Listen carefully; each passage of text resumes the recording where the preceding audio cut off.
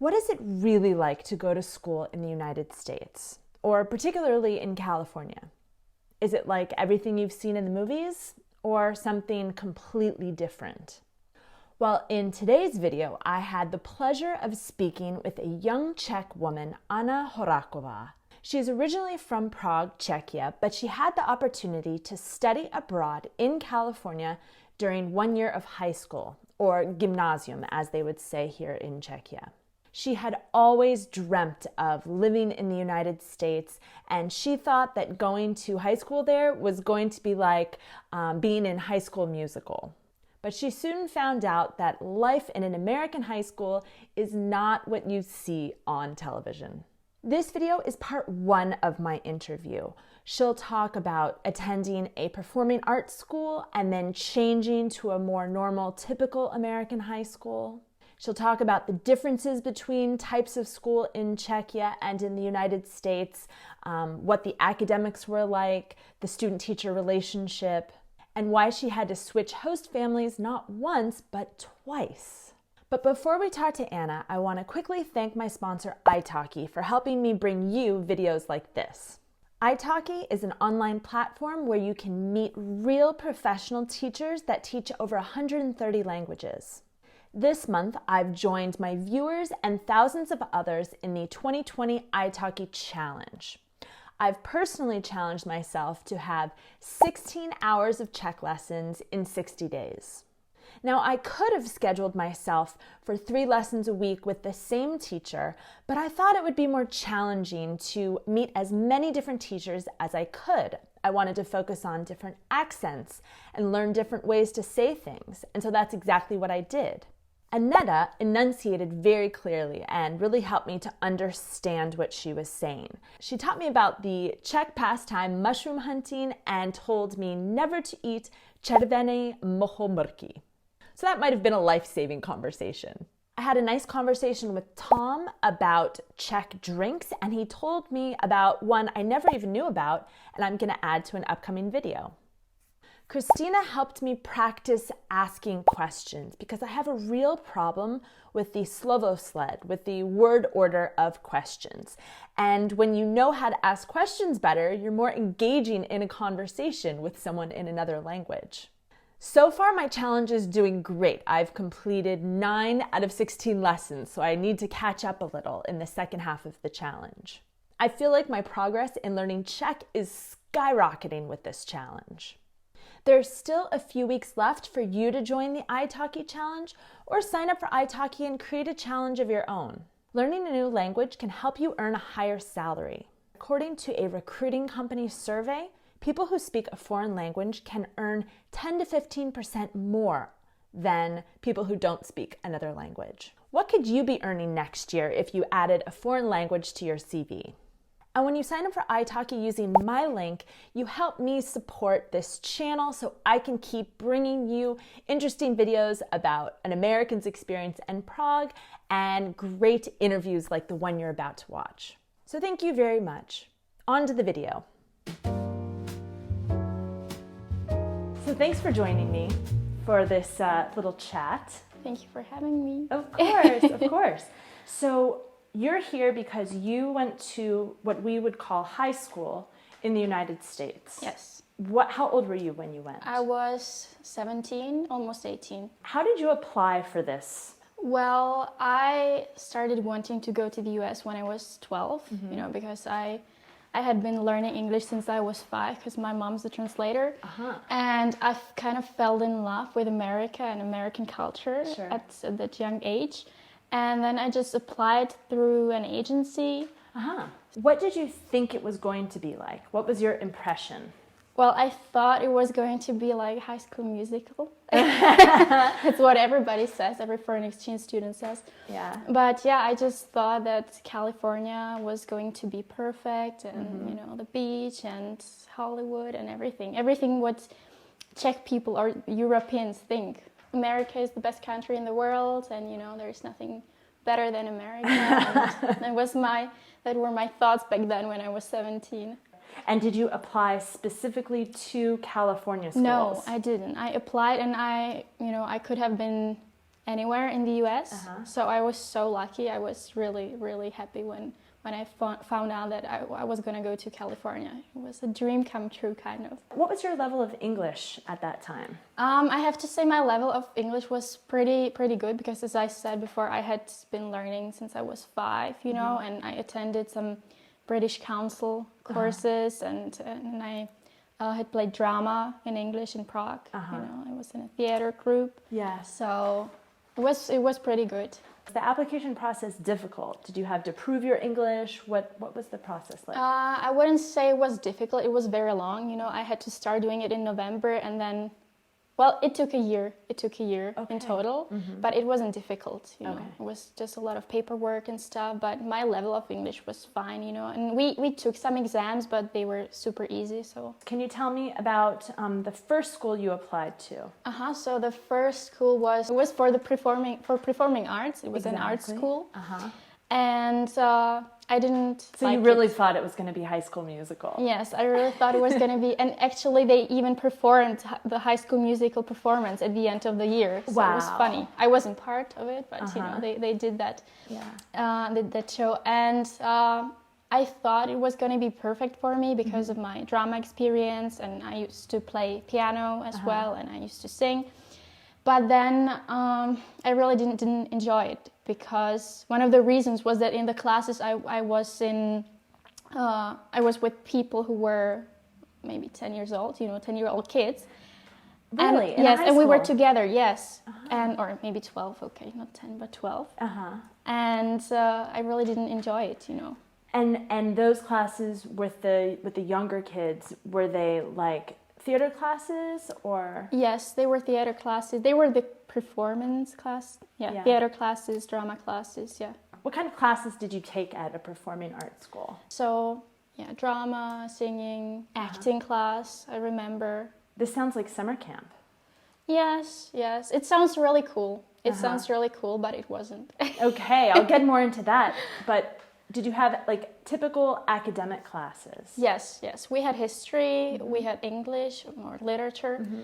And I have to say that the history class, it was so difficult for me, because the teacher, she was super strict, you know, and we had to do so much, and I really didn't enjoy it, you know, because I don't like the classes where you have to really, you know, read everything and work hard, and you are afraid to ask questions, and there's a lot of stress. I really don't like that. So did you find it to be stressful? Yes, this class particularly was very stressful. That is the opposite impression that I get. I thought that in the United States it was a little bit more, you could ask questions, you could be wrong. Whereas in the Czech Republic, I've gone to school at Charles University, and I was totally afraid to ask questions, totally like, I imagined that I was here to absorb the material, and the teacher was here to give me the knowledge. Yes, and that was exactly the expression at the history class. Okay, at that school. You had a bad situation with history. Yes, I think it really depends on who you meet. You know, you just can't say in America it's like that, and in the Czech Republic it's like this. So when you wanted to change to the other school, how did that go? Was it difficult to do it? It was very difficult to do it, or it was mentally challenging. Okay. Because I had to switch families. I was in the first host family in the town, and they just didn't want to drive me to another school. So they gave you up? Kind of, you know. So I had to switch schools, and my second school and second family, I want to talk about the second family, because that's very interesting maybe to talk about it.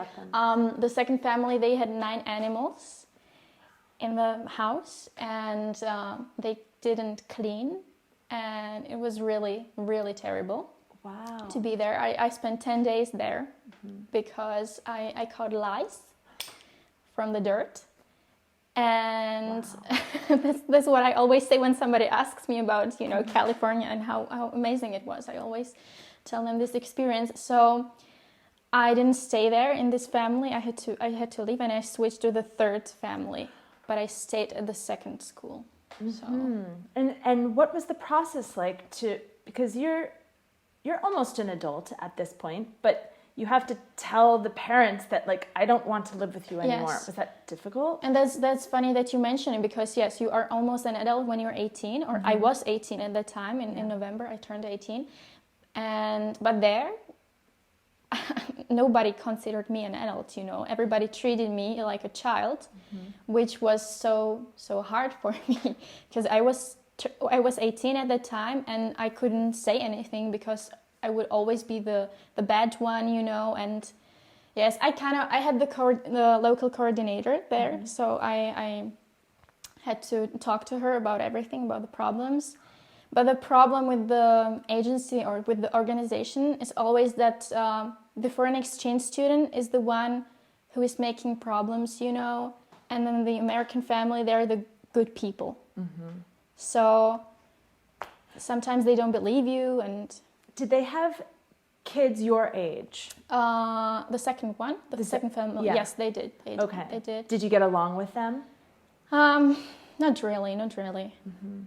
Okay, so that was difficult. Yes, it was difficult, and also like the dirt was really crazy. What kind of animals did they have? They had a pig. Okay, so They had, oh yeah, I know it. They had so it's not a typical family.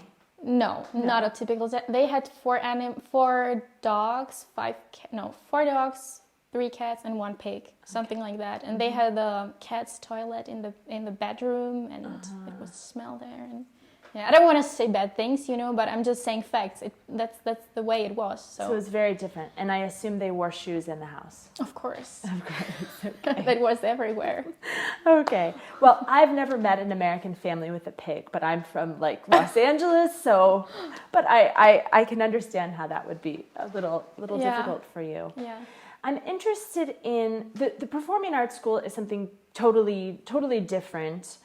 But the normal school you went to, the typical high school, it was so much better. It was so much better. We had a sports team, or we had sports teams, you know. It was like a normal high school. Sure. And yes, the literature class that you mentioned was so funny, because I felt like I was the only one paying attention. Because all of my classmates, they were just like, I don't know, standing and talking when the teacher was talking, and they would ask her questions about like their personal stuff, you know. Can you imagine that ever happening in a Czech high school? No. It was a total chaos. It was the other extreme, I would say, you know. Even though I really loved the teacher, the literature teacher was so kind. Sure. I also didn't learn anything. It was the two extremes, you know. So yes, and I remember that I had a classmate. He was sitting next to me, and I asked him about what something meant, and he didn't know. You know? Like just a typical English word. Yes, a word, and he was like, well, I don't know. And I'm like, okay, so I'm Czech, and I don't know it. You're American. You're supposed to know it, and you don't. Let's talk a little bit about the academics. How would you compare how hard it was, or the workload from a Czech? It's a gymnasium. Okay. Well, it was like a vacation for me, kind of. I didn't really have to study at all. So I just paid attention in the classes, and it was fine. I really had some interesting classes. I had video production when we were shooting videos and, you know, making trailers and stuff, which was super, super cool. I really enjoyed that. And then I had bakery, which I think is also very nice, you know, to know how to bake. Yeah. And yeah, I would say it was easier, the academics, you know. Yeah, as I said, I didn't have to study at home. Were the other students, were they focused on going to university? Did you get that impression? Yeah, but I think that I would say America is a country of differences. You know, there are huge differences. It's crazy. It's more than in Europe. So I met some people who went to the AP classes. I think it's called AP classes, where they really focused on going to universities. You know, and they worked hard and stuff. And then there were kids who just didn't do anything, and they were like, okay, well, I don't know, I don't care what's gonna you know, be with my life and stuff. And so I saw the huge difference between the kids. What about exams? How were exams different in the Czech Republic versus in America? I think that the Czech Republic, or in the Czech Republic, they're so much more stressful. You know, you really have to study hard. And over there, I remember I studied for some final exams, but it wasn't, you know, that difficult. So I really don't remember very well how hard I studied, but it wasn't. Here versus there, are they written? Are they oral exams? We took some tests, and I think we had to write some essays. You know, and also, I think that the big difference is that in America we had so many assignments, home assignments. Yeah. Whereas here we don't. You know. You don't. In high school, not really. So where is the work? Where are you doing the work here to learn? Just in the classroom? In the classroom, yes, in the classroom, and then you have to study on your own before the exams. But you don't have any home assignments. I remember now. We had a lot of home assignments. In your opinion, having home assignments, the purpose is to prepare so that you don't get lazy. Yeah. You're constantly preparing for the exam. And here, it's like the honor system. Yeah. You either learn it for the exam or you don't. Yes. Which do you think is a better system? I definitely think it's the home assignments. I think it's really good to do home assignments. You know, because I also teach English here in the Czech Republic. I teach little kids. Yeah. And I always tell them, you know, if we have one class per week, you know, it's not sufficient. You have to study at home in order to learn something. So you don't expect me to tell you everything. You know, it's not enough. So I think home assignments are really important. What is the student relationship to teachers in the Czech Republic versus in the United States, if there's a difference? Yes, I think there's a difference. So in the US, it's more friendlier, I would say. You know, because in the US you don't have the děkání and děkání. Sure. How would you translate that? We don't. We would say like informal and formal language. Yes. So over there, you know, you just talk to the teachers almost like you talk to your friends. So it's very informal. But in my experience in the Czech Republic, it's very formal. You know, it's not like you're friends with the teachers. So there, you could speak about more like your personal feelings. Yes, I mean here I really had good teachers in my gymnasium. So it was. I also switched schools in the Czech Republic, so maybe there's a problem with me. But it's self-reflection. But in my second gymnasium, the teachers were so supportive, and I could really say my opinion, which is so important to me to tell my opinion. Well, personally, I loved hearing Anna's opinions about life in California, and I hope you did too. In part 2 of my interview with Anna, we'll hear about what the social life of an American teenager is really like, and what advice Anna would give to an international student who wanted to study abroad in the United States. So if you don't want to miss part 2, be sure to subscribe to this channel and hit the bell so you'll get notified when I post it next week. Uvidíme se příští týden. Ahoj!